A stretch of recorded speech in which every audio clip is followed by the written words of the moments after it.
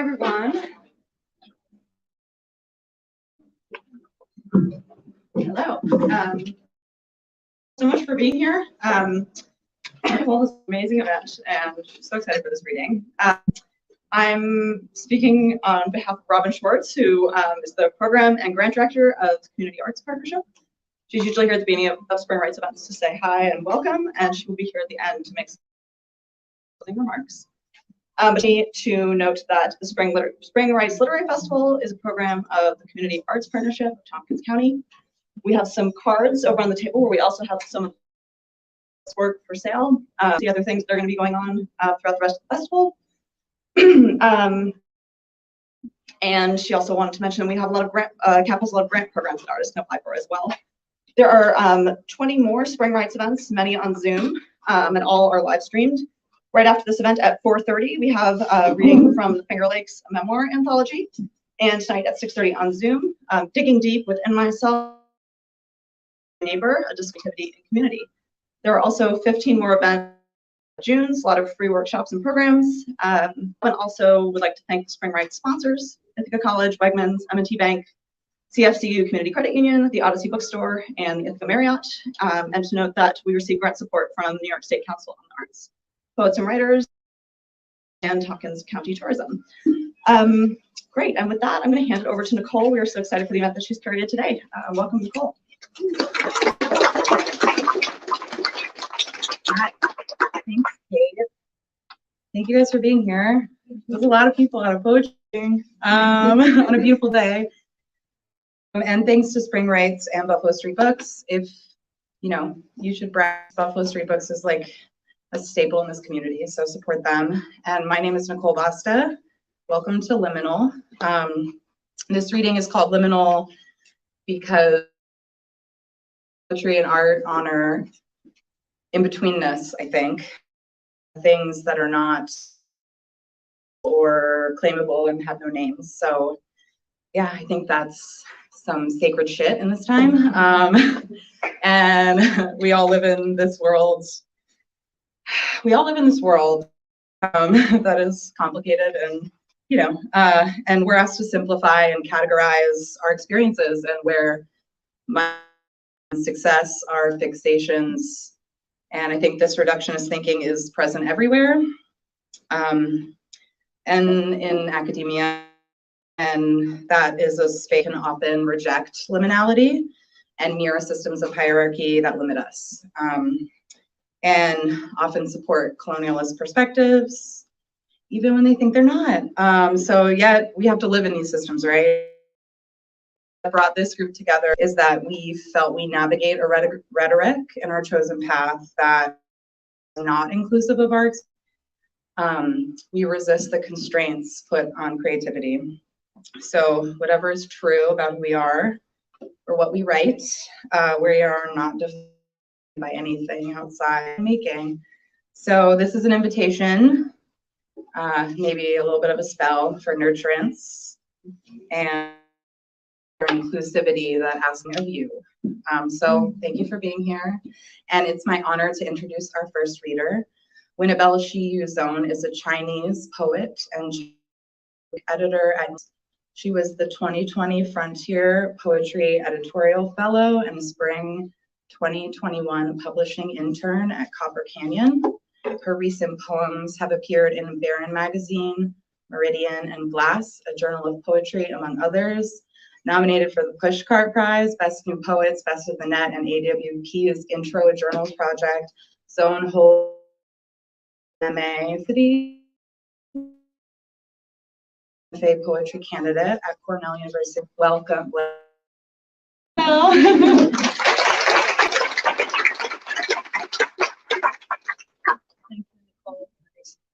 Speaking about all the institutions that we resist. Sorry that the bio was a little. Yep. So I have a few poems that I'm thinking about. I'm gonna start with one that I wrote during the pandemic, where I was in Kansas, and my pod was one person. So for 2 years, my bubble was I just talked to one person in person, and spent a lot of sing karaoke in the stadium parking lot when Kansas wind blows, so nobody could hear me. So this poem was born in that parking lot. It's called. Here a dying cicada knocks into with the shovel wings crispy like plastic candy sheets. A friendly hand bump or an example to follow. It falls on, never plummets, its abdomen a holy box, a buck-tooth leaking wind. Where I am from, we deep fry the underground nymphs whose mealy belly biting liquor that dries our tongue. The weather, we pluck them from dirt port or wait for them to dilate the earth with the last swig of root juice down their esophagi, I never asked. There is another falling on the parking lot cement, forward, toward, nowhere. I've screeched my share, now let me disappear in a big sleep. For the den they dug, did it gather in its time upon the equivalents of what I crawl, reed lattice, and a dog to run within it? Does it wonder, like me, stadium lights, chorus, empty seats after night? I too want to sip water, sap of xylem tissue, and lay eggs in a slit arc. Ocelli inlaid in a triangle between my eyes spread wide apart. What a lousy way to retire from summer. There is still heat under the moon, and already crickets gloat as if they are not next. From to death is to pool and lose water. Cicadas shrivel in August, the eulogistic pre-fall of battle cry sonnets, farewells in the timber. If I am lucky, I will die crispy, careless foot. If not, let me cry for my exuvate expunged, wail for swing days, fly on, lower, lower still. Oh body, what you were. And the next one,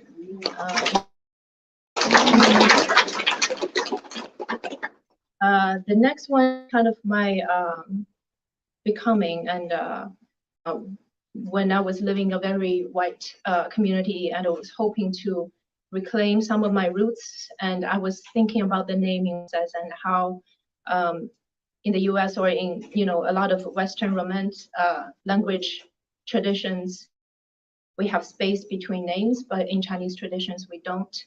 And we were thinking about the space as in physical and kind of temporal distance I had with my family during my years abroad, like right now. So this poem is called At Home. You have no space between names. 宗爸爸 named you 星语, heart and feather. For heart is the spring of beauty for your people as feathers are for birds. Combined with your family, your name 18 strokes of ink exactly, an auspicious omen for a Chinese woman. With this name, your fortune will bring you rich foreign, in whose blue eyes your mediocrity masquerades into a treasure. You were born out of spite, yes, but your family didn't grow you to be spiteful, like a drag of smoke, spittable like a swig of overnight tea. With this name, you are ladylike. You sound mellow, with a humble bungalow origin, but the prospect of a city house with a backyard. You roll off the tongue as if you will never take up space, never flick slaver, smack, or sawdust. You sound expensive, cute, but cultured, not like a wife who cooks a nice thick stew while carrying her child on the back, but one who will leave all her dowry to her sons. In your language, there are no middle or maiden names. The cruelest gesture is a closed door, and you mainline into each other's spaces as closely as your last name hugs your first. Your brother was born in the US, Mama insisted on middling his birth certificate with an initial, just one letter. She thinks every white name has a lonely, precious core. That owning an initial like a lawyer's opens doors and buys her child the right to close others. She wants him to fit in his country. You get English now. Did enough to banish Xingyu to an archival place, equal parts to honor and to leave behind when necessary. You tuck it in as an accent, a crossbred name tag to be butchered again and again. You move your family to the back, claim to spaces and lists. You squeeze your heart and feather between Western acclamations and the bloodline that gave you good childbearing thighs. You look archaic in English, chiseled silver, display to collect varnish. Middle is misplaced ground forever fights, and you are sorry, stranded child.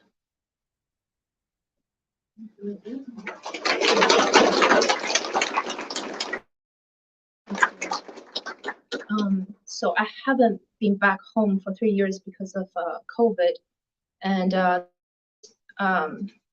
last poem I'm gonna read is written during the last time I saw when my mom was not ready to let me go and acknowledge me as an adult, trying to pull away. But I don't think I can say the same anymore after not seeing her for 3 years. So just know that I feel differently. And just know that, I feel better that she's not here. This poem is called If the Soup Were Warm, for Ma. At 6, I stepped on the platform of your small blue-gray vest, belly restless, churning your soup into my body temperature. Say, what will Mama live when baby grows up? You asked me, your only baby. Mama lives in Mama's house, being babies, I said, beaming. You bundled your legs behind me, hands steering our way through the city's boiling traffic.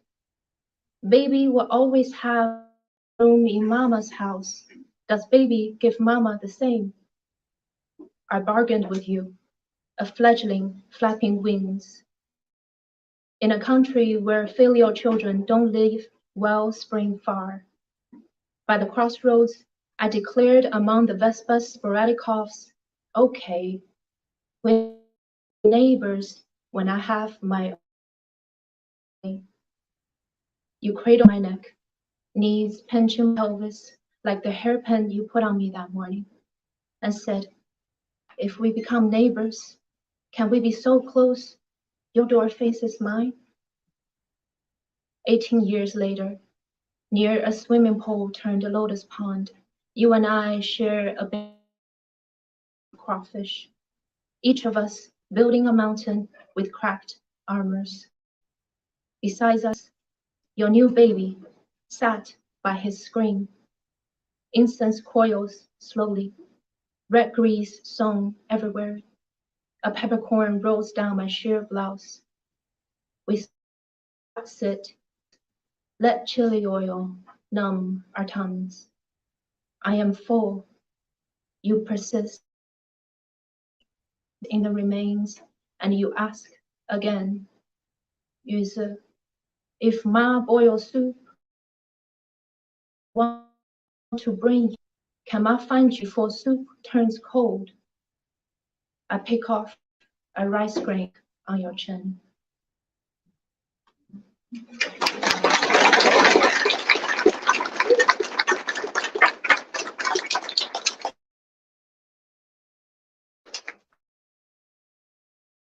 Let's see what's coming next.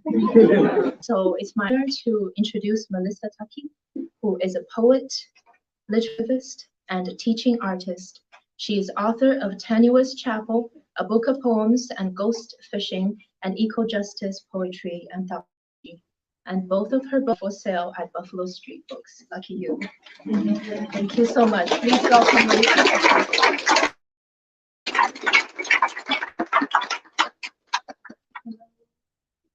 It's so nice to be in person. This is the first reading I've in person.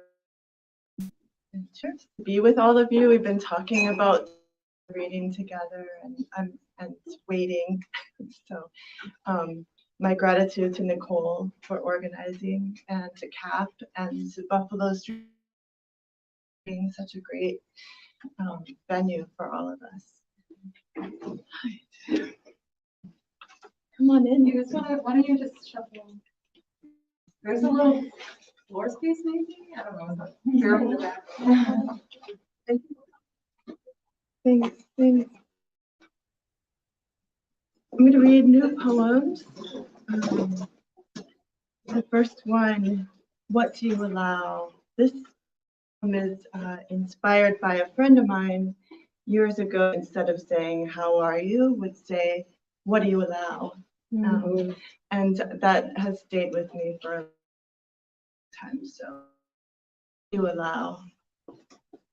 Moonlight on a metal roof, or horses snorting dark, inner tubes, breasts and watermelon, or coal smoke and coffee grounds.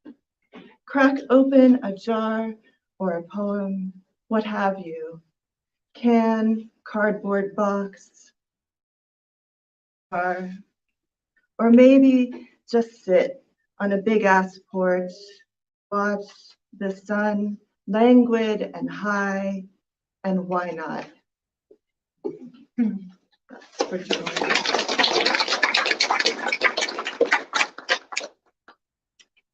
And this is Carriage, and it's about an ectopic pregnancy that I had when I was 20. And my state of Ohio is now about to pass a total ban, which will make the medical treatment that's very of a woman unlawful. I told my husband I have 2 abortion poems I could read. He's like, well, why don't you read one, and if they call for more. I'm just gonna one. But you could call for more. Miscarriage. He spelled every myth.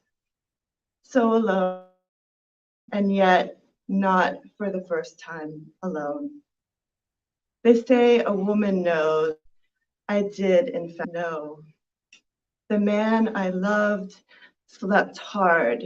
Nothing inside of me was known by him.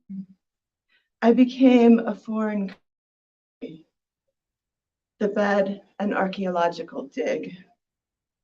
I dreamed the angel tried to wrest me from my body, except for the burning hand of the one I loved, I might have drifted. My body decided, our cells divided. Or 3, then 2.5, then nothing.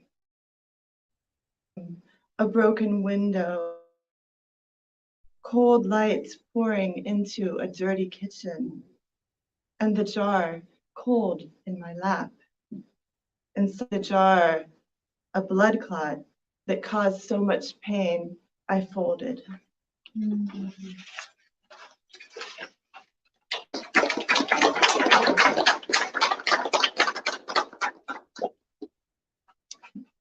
Dictator as wounded bird. When he tweets, reverse the order of his words.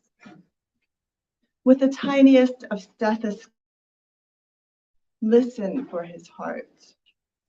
If he becomes agitated, cover his cage with a blanket. Line his enclosure with old newspaper, crystal amulets, and silk. For breakfast, the of snake. Teach him a pretty bird. Offer him parsley and a mirror Do not let him out.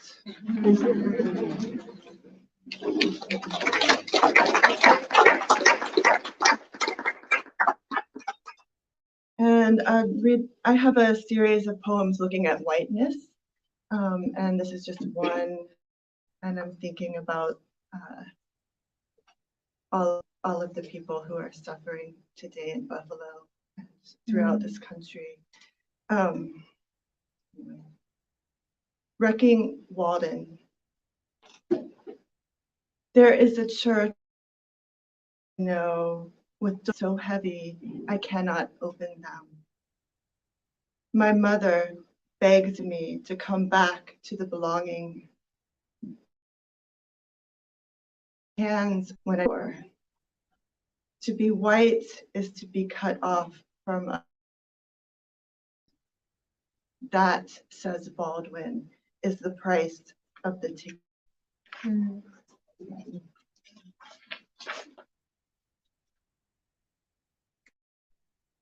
Stop the war. Never dig a well during a war. The water will taste metallic like bitter tears, and the ground it will weep. Beauty in a war, bow break beneath the weight, and the kindergarten will be bombed, and the hospital. And necessity, a bridge to hide beneath before the next round of shelling. How then to go about work? A little, you will not sleep. A break lunch, you won't return. I weep in terror for this world. Water the plants, turn my back on the news, iron a husband's shirt, and still the war proceeds. But this is not the first war. And my objection is hope on a razor. The blade will be put away clean until next time. Write it. Your tax dollars, your poet tax dollars, feed a death machine. If there must be an image to give you room to think, take this one. Snow falling so gently it hurts. And your eyelashes kissed by the snow. That has a Jordan in it. Your tax dollars, your poet tax dollars, feed a death machine. And my last poem is Listen. Believe young people who say they are triggered. Keep getting places clear. Tell them they have a right to be safe. Believe the nape of your neck, the back of your knees. Believe moths and butter hummingbirds. Believe bees. Believe space and believe in the intimacy of birds. Believe children, their faces red from packing snow. Believe libraries, the ministry of sound. Listen to water, the hymn of our connected lives. The way sunlight moves through the shadow of trees. Trust mountain, trust solid shoes. Trust life of the soul.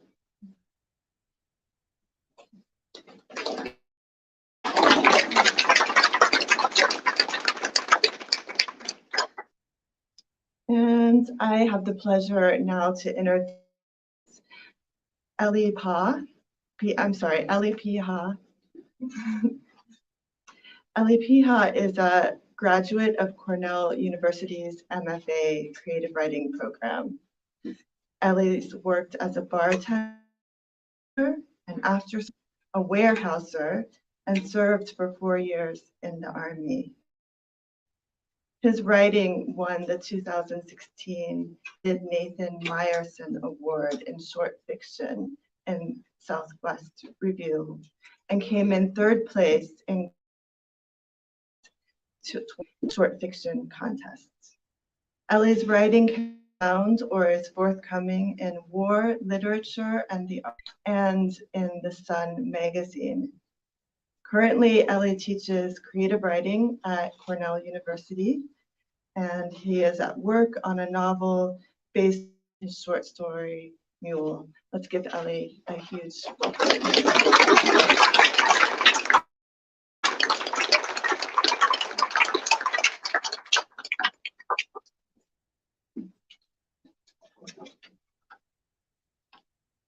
Thanks, Melissa.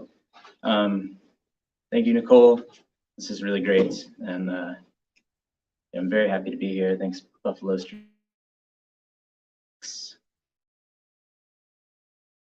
Like Melissa said, I'm not a poet. Not just poetry today, but I promise somebody asked me to be here.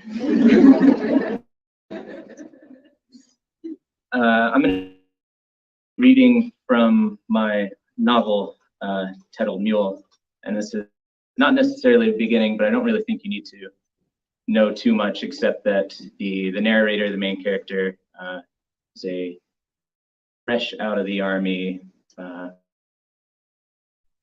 he's moved to California to help an old high school friend sell pot. We bought spray foam insulator from Home Depot and 3 from Target. At the dollar store, we picked up marbles and stickers and gift wrap paper, and at Party City, we found Mylar birthday balloons.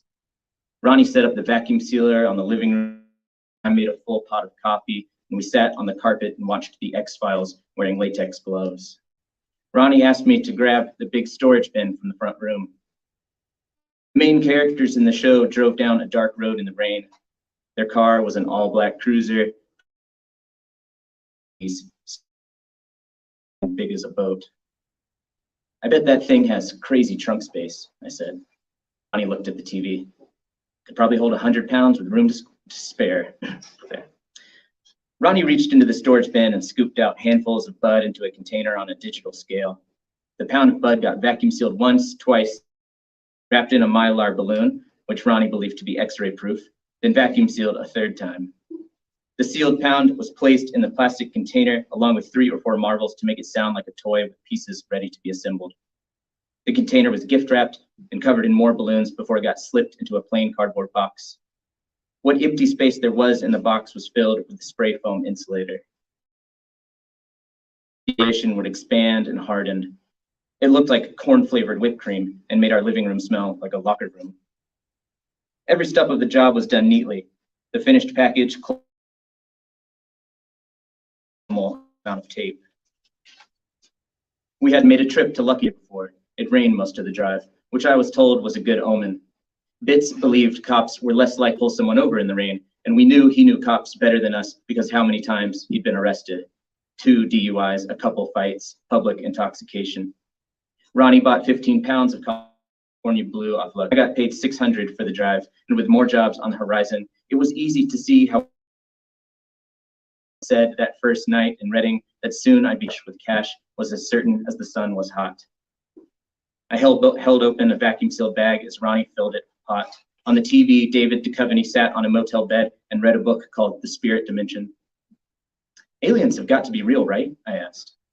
Ronnie patted the bottom of the bed. Never doubted it. My pay rate for boxing and mailing weed was less than what I got for driving, even though I was almost certain getting weed came with higher consequences. Through the mail, the weed crossed state lines. That made it a felony. But mailing weed was quick. Box it up, drop it off, done. And I didn't have to leave the bay. After 6 boxes were taped shut, Ronnie lifted each one and tipped them side to side, listening to the marbles roll around. He picked up a box, shook it, set it down, then picked up another. Priority Express, he said. Priority Express. Not regular. Priority Express. Got it. I grabbed 3 boxes and stood up. You think they could have come up with more different names. The other 3 boxes. Maybe you should write it down. This is important. We put the boxes in the trunk of a rental I'd picked up that morning. Then Ronnie said, text me after you mail out each one. I will. Make complete stops. Okay. Don't speed, not 1 mile per hour over the limit. Don't worry, I got this. Pulling away, I thought about dogs. Ronnie said our biggest fear was dogs. We looked up dog facts like maniacs. Can dogs smell through plastic? Yes, use trick drug dog uses to justify illegal searches. We learned they weren't actually called drug dogs, but detection dogs, or sniffers. A sniffer's sense of smell was 10,000 times more powerful than humans. A sniffer smelled in layers, which meant when a sniffer smelled a turkey sandwich, its nose identified the ingredients. A sniffer smelled the bread, the mayonnaise, the mustard, the lettuce, the cheese, and the deli meat. To a sniffer, a sandwich was only a concept. Sniffer, biggest fear, our biggest. I liked dogs, but I hated sniffers. I wondered if there were people whose senses were sniffers. When used to say someone was a good judge of character, I wondered if that meant those guys could smell through people's layers, differentiate of knowing what it was people were always hiding. Out of the 40 post offices in San Francisco, Ronnie said his favorite was in the Marina District. I walked in wearing khakis and a sweater and fake glasses, and I waited with the bird, sweat beaded on my forehead. I distracted myself with a book. I read The Sea Wolf. I thought about going to sea. I moved forward in line. There was a storm. Wreck in the store. A man at the counter said, "It used to be $12. Beginning of the book, whenever I was with the captain, the knife fights. I moved forward in line again. A girl behind me asked what I was reading. I showed. She said she hadn't read it, and she said she was reading 100 Years of Solitude. She was working her way through a reading list she found online, best books ever written. It's very sad. What's your name? Nina. Moved forward in line. For a second, I forgot what was in the bird. The clerk called next. I got Nina's phone number. Anything fragile, perishable, or potentially hazardous? From the Marina District, I drove to Lombard Street and sent off another bird. And from Lombard, I drove to Base, parked across the road, and waited at the crosswalk with a third bird under my arm. I drove from post office to post office. I worked for 3 hours, and then I got sushi zoo and pulled out my phone and looked up Nina's number, then put my phone away. I had made $210. Who knew how much Ronnie would make once the birds landed and the money birds flew back? I guess 10 times what he was paying me. I took the glasses off and called Ronnie as I drove back. How'd it go? Fine, easy enough. Were you? Not as much as I thought I'd be. I got some girl's phone number. Did you send them Priority Express? I said, I got a girl number. I heard, that's cool. Thanks. You sent them Priority Express then. It was October, the sun was warm, and to my left, Alcatraz floated like Atlantis resurrected. The 580 East was rough, the pavement looked stitched together. I thought about where I was from, and how quickly things could change. A few months ago, I'd watched a 20-ton armored truck barrel roll through the air. It happened in slow motion. A shockwave passed through my truck and through my armor. I could see it coming. Sergeant Needles said, "Fuck," and covered his eyes. He'd been blown up before. I watched the truck roll and didn't know it was happening until bullets struck and spiderwebbed the glass. Someone called artillery, and soon the mountains across the valley went up in flames, a whole mountain range on fire. I drove on. I was lead truck. There weren't any more IEDs that day. Thanks.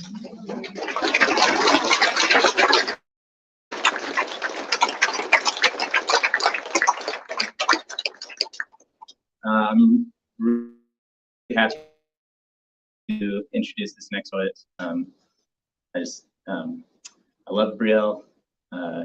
We came here at the same time, and I feel comfortable speaking for both of us, saying we connected instantly in that sweaty, epic office. I think I've always thought that people connect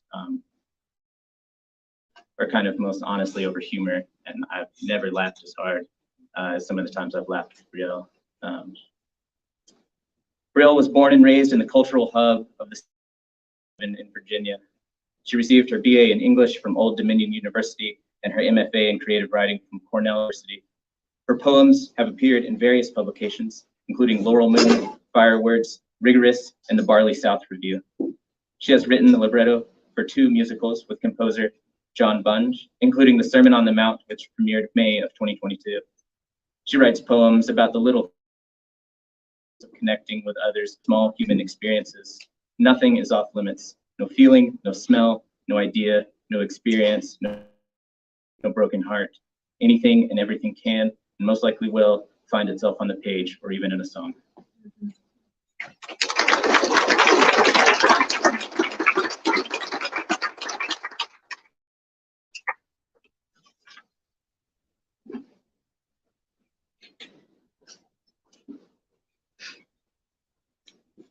When the first people witnessed fire, did they ask why it warmed all the space between them? They know the do thing. What the first kiss looked like. The beginning for maybe a mouth was fire just as red and burning like a first bite, a first hunger. Relief came when they figured out the urge to do it again, calling for mouth, more warmth. Did they mash together like kindling fire or like sweat, their mouths and half tongues, the shape of the hollow, the wet of the dark? Was there the sound of crickets? Did they take the hollow space in between their teeth and call it home?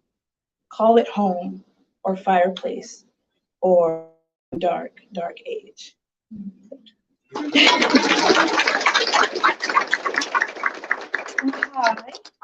Hi, Maria. I like to just dive right in. That's something I tell my students to do when they're writing. Don't just set it up, just dive right in so you can break that ice, you know. This poem was called The Dark Ages, and it came so randomly. I was watching Mary Poppins, which has nothing to do with at all. So who started kissing? How did they know this thing? And of course, nobody knows the answer to that, but intend with that. So I chose the poems I'm going to be reading for you today, just trying to maintain an air of light, humor. Hopefully you can laugh and find some sort of something from these. My next poem is me being rebellious. I was told all the time in school that writing love poetry is like something you shouldn't do because it can be cheesy. And I'm like, we need cheesy right now. So I have a mission to try and find kinds of love anthologies and came to some really good stuff. And this poem is kind of in conversation with a poem I read by Carol Ann Duffy. And it's talking about where we find love, where we come back to find love for the self or for some possibly. Like Ellie said, I'm from Virginia, where we're surrounded by the Chesapeake Bay. And I just have this affinity for water. Sometimes being in Ithaca can feel kind of constricted for me, but I always return back to the water. And this title, it's just a sentence. Sometimes my titles are just a sentence, nothing super, lofty. So this poem is called "The Elizabeth River is a Tidal Finger of the Chesapeake Bay." Duffy. I make a joke about how much brackish water surrounds Virginia. I have a kinship to harbors and coasts for that reason. I believe love waits for me here, waiting for me to finally have the courage to bend and sink as the sand underneath gives way. I've been journeying for some time.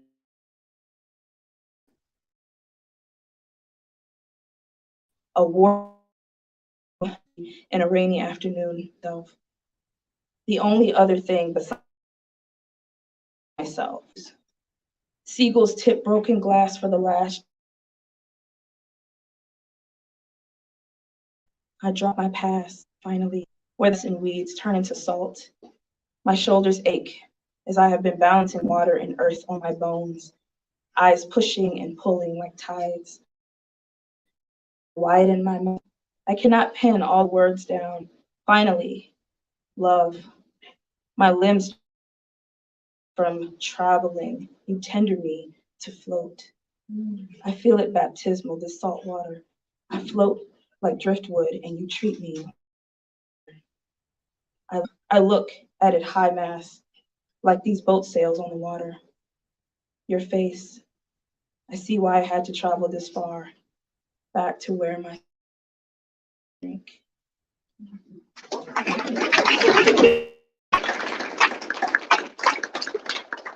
So this next poem, it came from a conversation. My friend Lily is here, my sister friend.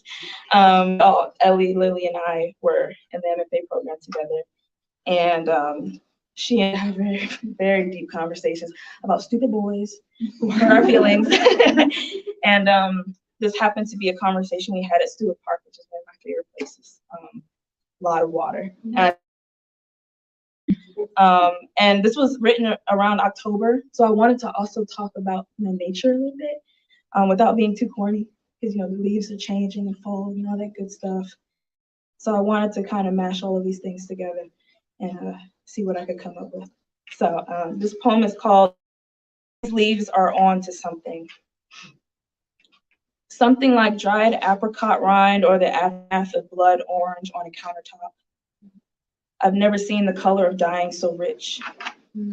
Just now, a monarch butterfly, the third or fourth I've seen since coming back, levitate by on a breeze, rummaging through the sleeves of my flannel and down the spine of my gray t-shirt. It was the same shade this morning, so this bleached cerulean t-shirt sky is astounding. From this swing, the sun is piercing through some stubborn green leaves to color my face even more. I have the urge to sing this song, but I trudge through like fall cooling down what is left of summer. The song reminds me of the city in you. You are the city. You are all those millions of lights. To my left, an elderly couple on a couple of swings. She gets laughing as if for this, and he urges her to rejoin him. Just now, a gust of wind blew a swarm of brittle leaves off a tree and they pirouette to the ground. If this was one, this would be the aftermath of a battlefield.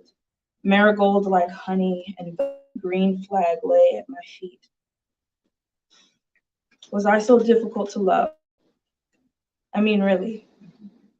Or were you all dried up, looking at the expanse of aftermath and what's still being pushed off by gusts of breath?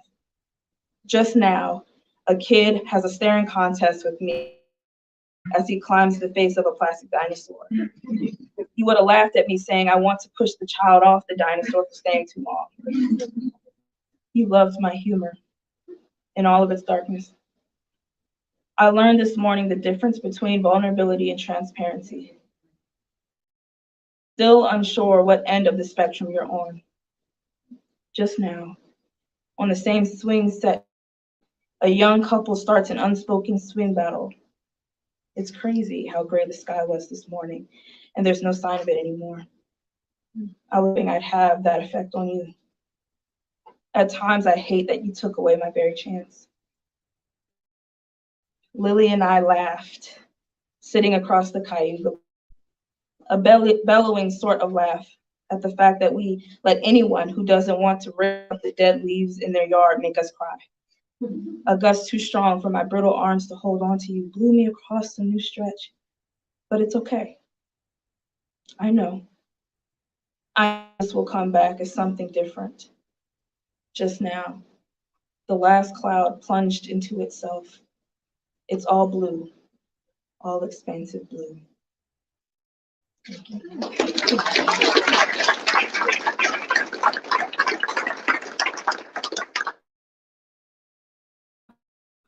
Again, on the track of love poetry, one of my favorites is Love After Love by Derek Walcott.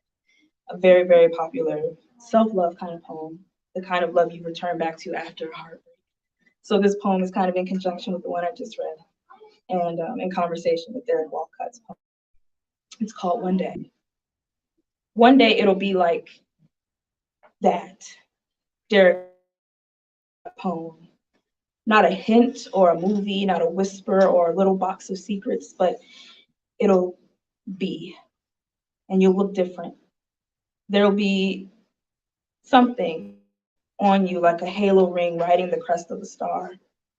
You'll lean into each minute, molting the mystery deeper into itself, and all that is an open cornfield stripped of all the chinch bugs threatening to leave you more whole than leaf. The scars will be neat enough to lift, the butterflies to bless. Of course, you'll try to share it, like any generous soul, but it'll be like ladling tomato soup through open fingers. There will only be a suggestion left. And let them be jealous of you inside it like a bright nectarine in its rind. When you finally know what you finally know, you'll bolt to that door, running over your tongue proverbs of love gently plucked from each nightmare. Greet with bread and wine what cannot be expressed but be what you never thought could have been.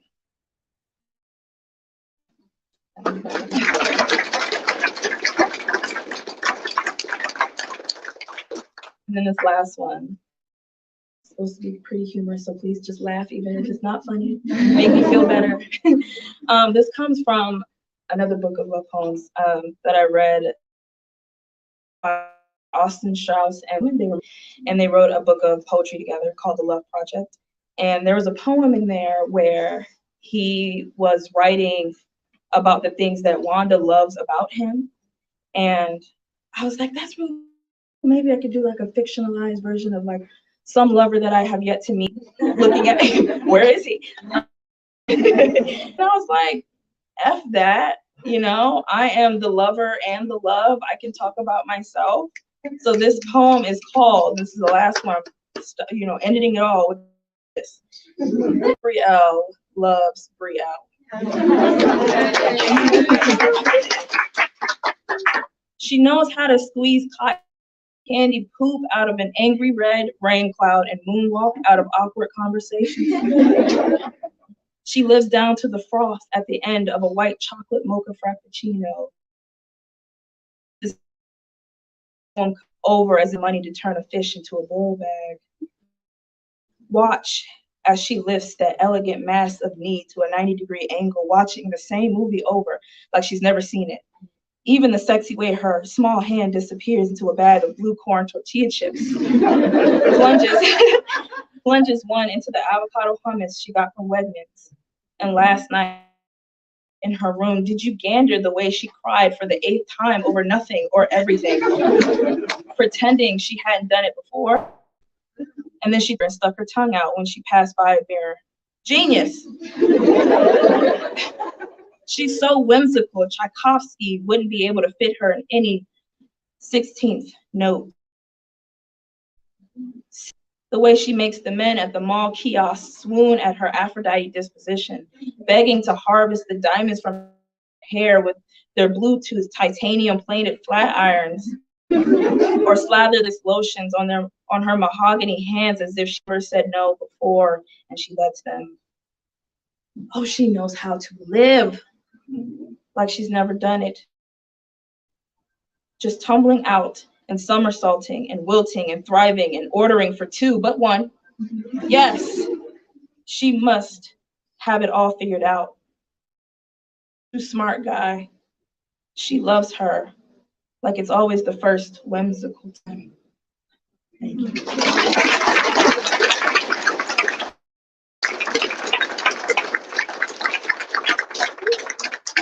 Minimal stuttering. I'm sorry, I was tripping over my words, but that was great. Great. I'm always stuttering in class. It's embarrassing. So I have the pleasure of introducing Nicole. Nicole V.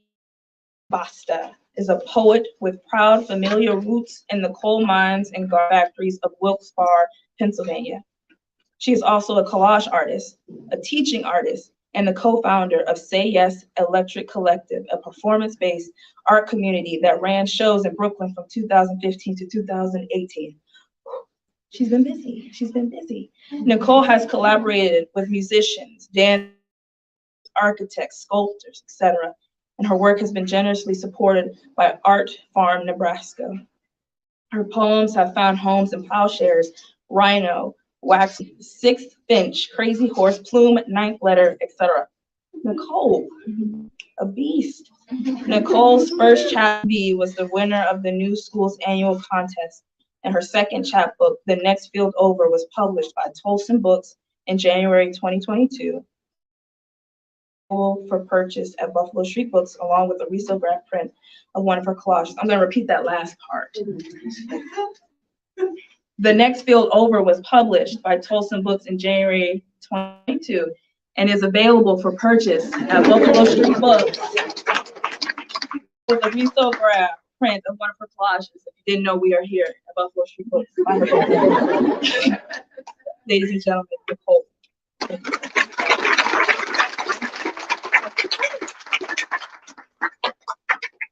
Thank you. This is my first time meeting Brielle, and I just changed what I'm gonna read. Like, I'm also gonna take a picture of y'all because there's a lot of talk about like maybe no one will come. It's like there's people here, so I don't care if that was corny. If you know me, you know I am very corny, and I cry alone 8 times every day. Yes, I have a collage over there. It's a text and image print, and it's known. This course commemorates power. Change is a wilderness.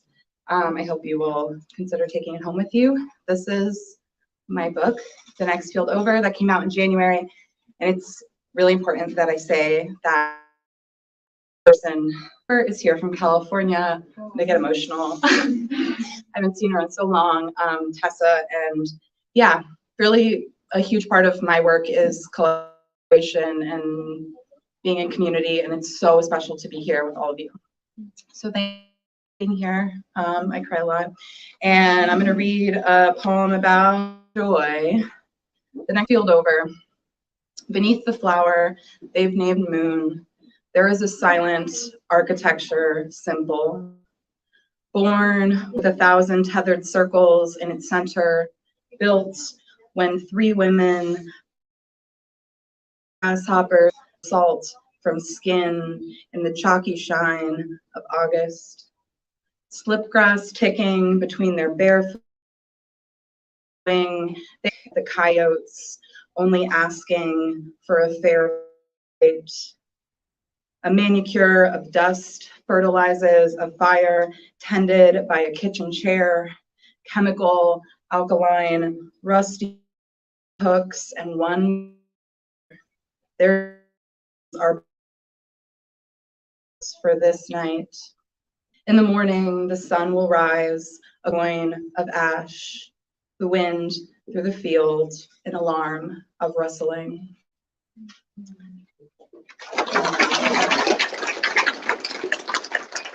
I was gonna read like a really sad poem, but now I think I'm just like baking. Before I walked in here, I for one ultimate go. The Next Field Over. It's not the sun's man. The horizon sculpted like all chemical molecule. It's the treetops warm to jostle. What blooms from a cold lip like a phone call that pummels an empty house. Sapsucker, lark, nuthatch, cornering strength in our throats. Some days I'm convinced if I wring my own body into sound, there will be an echo that a beautiful being living will sing toward me, a wish for good luck in my steady want, or a come now, look at the seeds, still sweet, unfrozen. But forget what idles inside of me. How about the world outside is humming like wasps on an afternoon shingle, headed somewhere, but for now, paused, composing themselves in slow heat, useless as sin, and just sing to me that I need not be more than a bend of veins, than a sky, no one to look at it.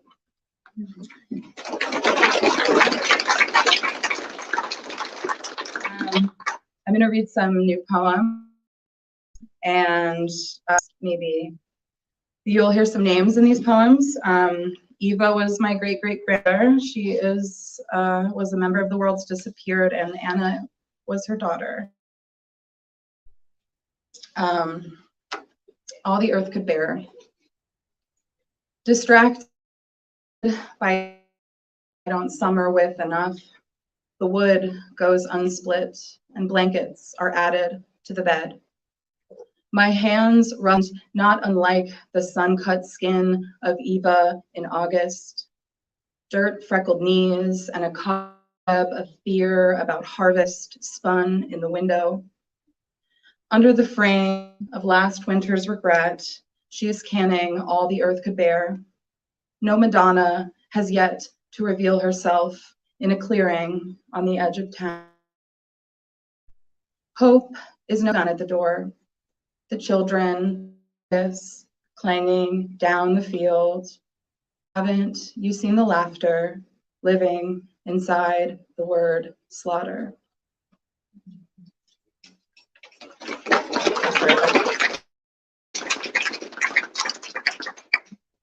This is like an epistolary, which means like a letter.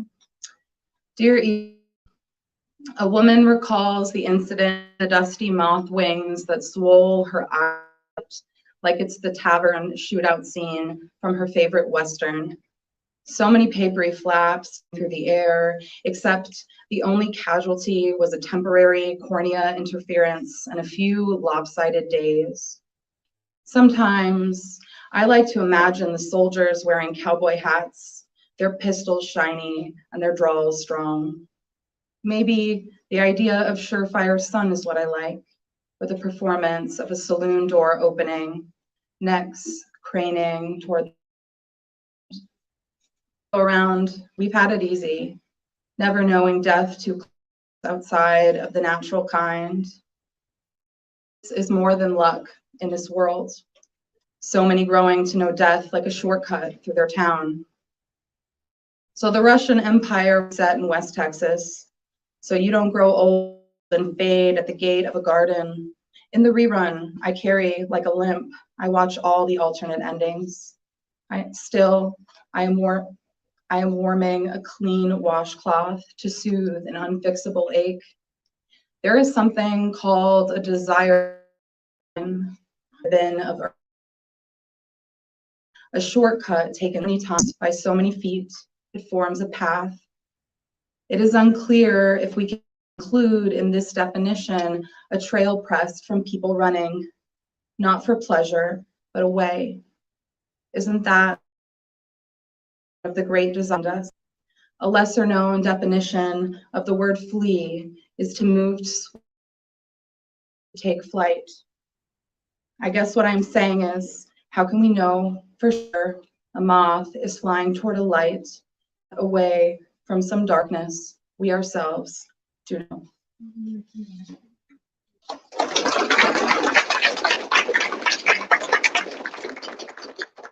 I'm always the one on water and read it. I'm going to read one more. Really, thanks for being here. Please, these writers, and Melissa also has books for sale over here. If you, Can I say one thing before you finish? Sure. Hi, I'm Robin. I'm the coordinator of Spring Rights, and I come to you very wet. There was a major storm while you were sitting here. Oh, no. I'm going to say a little bit when Nicole is done, but I want to send you a survey. There's so many people here. And I'm trying to figure out which of our publicity worked and didn't. Do I really need to buy radio ads? So I'm hoping that you'll give me your name and email. I'm going to pass it around. And then I can ask you how you heard about the event. I'm suspecting it entirely, which means that I can pay the artist more now. You can pass it around. The lines are really narrow. So Hi. I'm going to read one more poem. Thank you for being here. And yeah, I don't know. Here we go. What pacifies fear? A lace tablecloth, snagged mirror. There's no difference between adornment and criticism, or at least for the purpose of right here. Already sundown and already a fear of touch. Will you hold me? I say to the wind, has no fears, which commits to nothing but reappearing on a whim, like the memory of a broom in her hands, or pacifies fear in this parlor of night. Anna, if the pine tree scratching the tin roof is the sound of you telling the story, go long. Tell until the tea is cold. Tell until the night is your homeland and the cold is less a scholar of survival and more sweet relief from the sun. Tell until the walls of the asylum crumble like dry cake we eat on our knees. Until your face is smeared with sugar. While you sleep, I will sew curtains from the lace so no one can watch as we turn away from ourselves. Okay,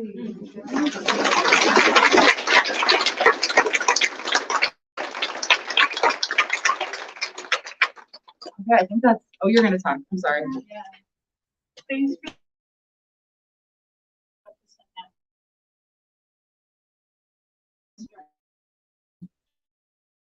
Thank you guys for coming. I'm Robin Schwartz. A clipboard that I hope is going on, because I just want to know. This is amazing. We've had events with like 3 people. So I have checks for the writers, so come and find me. And I think that's it. I think, Nicole, you said everything else. Just thank you and check out all the other springrights.org events. 17 more events, including one after this at 4:30. And did you talk about that one? The memoir? So Kate introduced me. Oh, good. Yeah. Oh, good. Hi. And also at 6:30 on Zoom, there's an event called Digging Deep, Find Within Ourselves. It's going to be amazing. So thank you. Yay.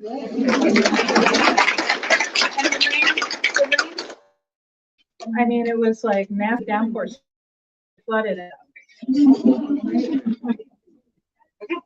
Thank you. Yeah, thanks.